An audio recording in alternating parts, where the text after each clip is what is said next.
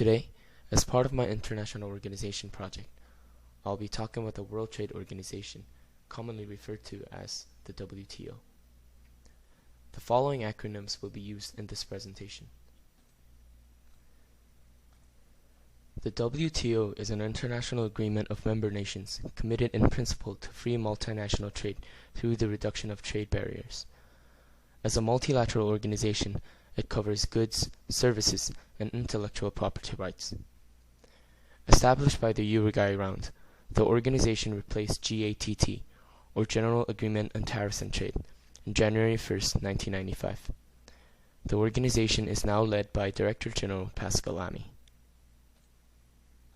Currently, there are 153 members, such as the United States, UK, France, and China. The most notable absentees, frequently referred to as observer countries, are those in the Middle East such as Iran. Some nations have been rejected in the past, while others are still attempting to meet the requirements for accession. The five main aims of the WTO are to increase international trade by lowering trade barriers, to be a forum for trade negotiations, to handle disputes among member countries, to create economic stability in the world through a multilateral system, and lastly, to cooperate with other multinational corporations. As for the structures and mechanisms of the organization, the WTO is dominated by its main decision-making body called the Ministerial Conference, which is comprised of all member countries and is required to meet at least once in 2 years for negotiating trade agreements. The major subsidiary body is the General Council, which operates in two forms, one being the Dispute Settlement Body, which oversees the dispute settlement procedures, and the other being the Trade Policy Review Body, which constantly reviews the trade policies of each member nation. The General Council delegates responsibility to three other bodies, namely the Councils for Trade in Goods, trade-related aspects of intellectual property, and trade in services. These bodies report to the General Council as they deal with trade agreements in goods, intellectual property rights, and services, respectively. The success of the WTO in meeting its official aims is debatable. Therefore, it is best to examine both the positive and negative aspects of the organization. Firstly, the WTO's aim to liberalize international trade is considered successful. As a hypothetical example, two countries with comparative advantage on certain commodities are able to benefit from improved trade conditions if they were to specialize in products that yield a lower opportunity cost.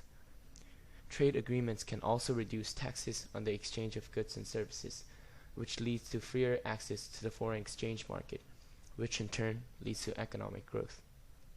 However, critics claim that oftentimes less developed countries have little influence in decision-making. Some countries, especially those in sub-Saharan Africa, have faced lower real GDP per capita than they had 10 years ago. It is also argued that WTO treaties are unfairly biased towards the interests of more developed countries and multinational corporations. Lastly, critics have pointed out that free trade does not necessarily make life better for the poor, but have only resulted in a widening gap between the rich and the poor.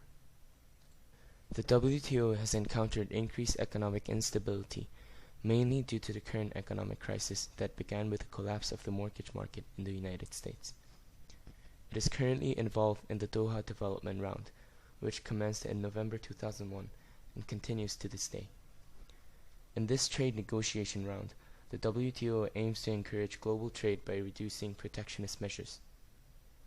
The major issues at hand include agriculture, industrial tariffs, trade remedies, and non-tariff barriers.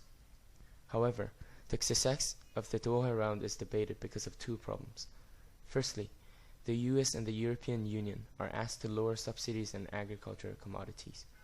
Secondly, the newly industrialized countries such as India and Brazil are pushed by the most developed countries to lower trade barriers or imported products.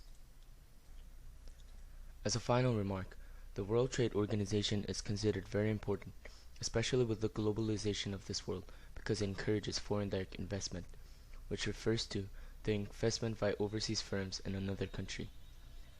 Although disputes exist in, for example, the Doha Round negotiations, the organization continuously attempts to monitor economic policies of members and observers, manage trade disputes, and administer trade agreements. As it aims to integrate MDCs, NICs, LDCs, and MNCs through its multilateral system, the WTO has certainly become a fundamental forum for trade negotiations around the world. Thank you.